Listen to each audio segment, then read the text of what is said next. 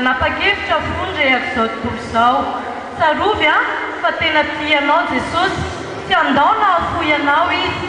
Mbola mampahery anao izy androany, sy mampanantenanao manao hoe aza matahotra ianao fa izao ny Jehovah-Andriamanitra ao, ary aza mierikerika foana fa hitantana anao aho sady hampahery anao.